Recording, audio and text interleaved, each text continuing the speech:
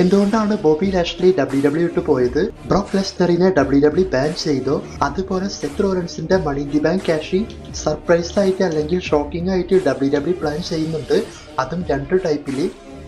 അപ്പോൾ അതിനെപ്പറ്റി നോക്കാം. അതുപോലെ സെത്തിന്റെ ഇഞ്ചുറി ഫേക്ക് ആയിട്ടാണ് ഇപ്പോൾ നമ്മൾക്ക് അറിയാൻ സാധിക്കുന്നത്. അത് എന്തുകൊണ്ടാണെന്നും പറയാം. അപ്പോൾ ഈ ന്യൂസൊക്കെയാണ് പ്രധാനമായിട്ടും നോക്കാൻ പോകുന്നത്. അതിനേക്കാൾ മുൻപായിട്ട് നമ്മുടെ ഓമോസിനെ പറ്റി ഒന്ന് പറയാം. അതായത് ഓമോസ് ഒരു multi year contract WWE sign ചെയ്തതായിട്ടും പുതിയ സ്റ്റോറി ലൈനിൽ ആഡ് ആവാൻ ചാൻസ് ഉണ്ട് എന്നൊക്കെ പറഞ്ഞുകൊണ്ട് മുൻപേ തന്നെ നമ്മൾ വീഡിയോ ഒക്കെ ചെയ്തിട്ടുണ്ട്. എന്നാൽ ഇതുവരേക്കും ഓമോസിനെ WWE കാണിച്ചിട്ടില്ല. ഇപ്പോൾ നമ്മൾക്കറിയാൻ സാധിക്കുന്നത് ഓമോസിനെ ട്രിപ്പിൾ എ റെസ്ലിംഗ് കമ്പനിയിൽ കൊണ്ടുപോയി യൂസ് ചെയ്യാൻ ചാൻസ് ഉണ്ട് എന്നാണ്.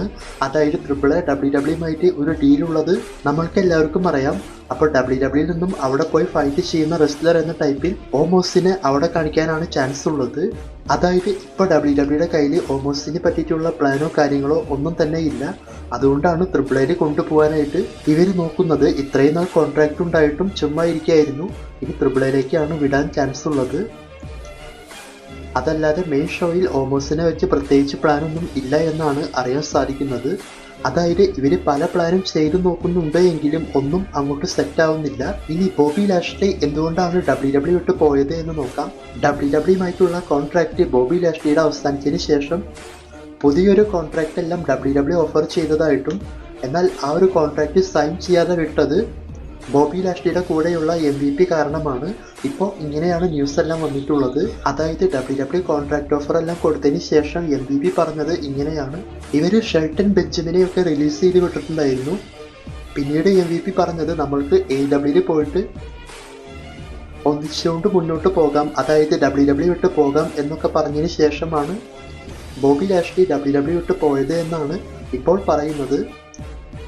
ഒരു പക്ഷേ MVP ഇടപെട്ടില്ലായിരുന്നു എങ്കിൽ ബോബി ലാഷ്ലി WWE തന്നെ കോൺട്രാക്റ്റ് സൈൻ ചെയ്ത് വർക്ക് ചെയ്തേനെ എന്ന്. അപ്പോൾ MVP കാരണമാണ് ബോബി ലാഷ്ലി AEWയിലേക്ക് പോയിട്ടുള്ളത്.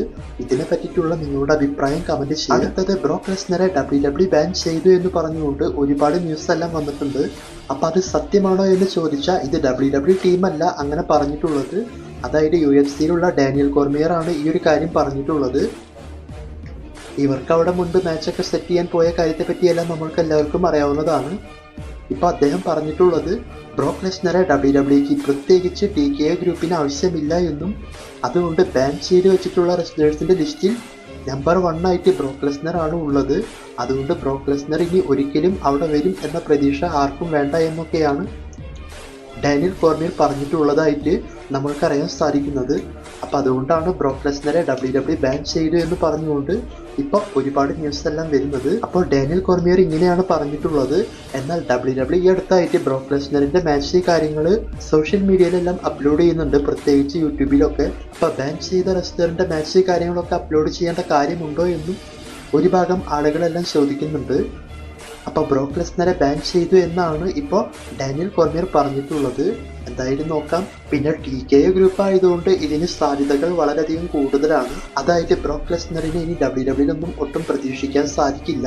അതിനെപ്പറ്റി ഞാൻ മുൻപേ തന്നെ പറഞ്ഞിട്ടുണ്ട്.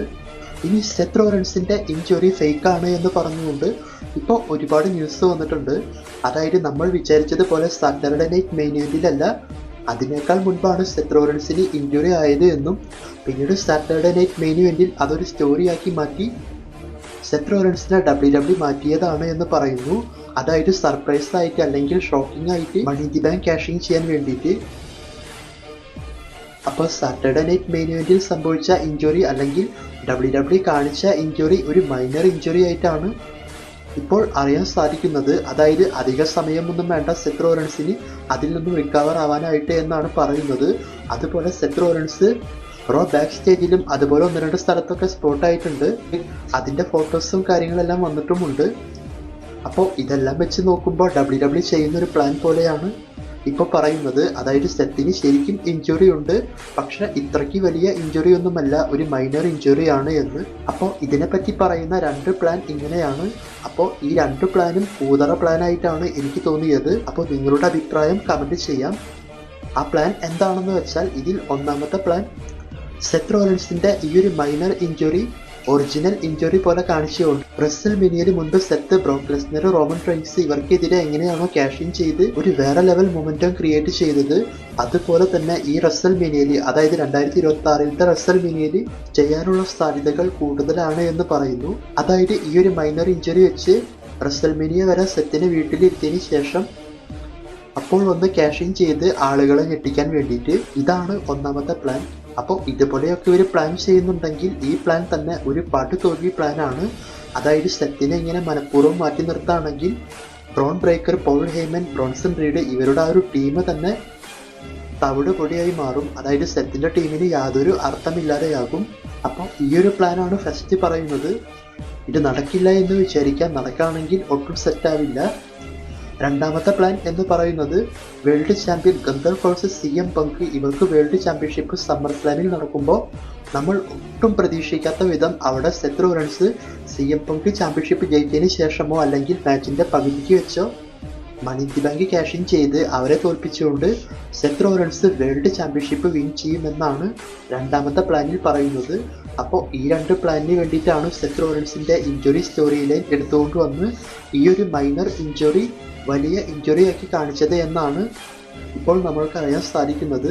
അപ്പം ഞാൻ ഈ പറഞ്ഞ രണ്ട് പ്ലാനും ഒരു രക്ഷയില്ലാത്ത കൂതറ പ്ലാനാണ്. അതായത് CM പങ്ക് എങ്ങാനും വേൾഡ് ചാമ്പ്യൻഷിപ്പ് സമ്മർ സ്ലാമിൽ ജയിക്കുകയാണെങ്കിൽ അപ്പോൾ തന്നെ ക്യാഷ് ഇൻ ചെയ്ത് ചാമ്പ്യൻഷിപ്പ് വിൻ ചെയ്താൽ അതൊട്ടും സെറ്റാവില്ല. അതുപോലെ സെത്ത് റോളൻസ് മുൻപ് വേൾഡ് ചാമ്പ്യൻഷിപ്പ് വിൻ ചെയ്തതാണ്. പുതിയ വേൾഡ് ചാമ്പ്യനും സെത്ത് തന്നെയാണ്, അതായത് പുതിയ ഫോർമാറ്റിലുള്ള ചാമ്പ്യൻഷിപ്പ്. അപ്പം അതുകൊണ്ട് സെത്തിന് ഇനി ആ ചാമ്പ്യൻഷിപ്പിന്റെ ആവശ്യമില്ല. ഇതിനെപ്പറ്റി ഞാൻ മുൻപ് പറഞ്ഞിട്ടുണ്ട്.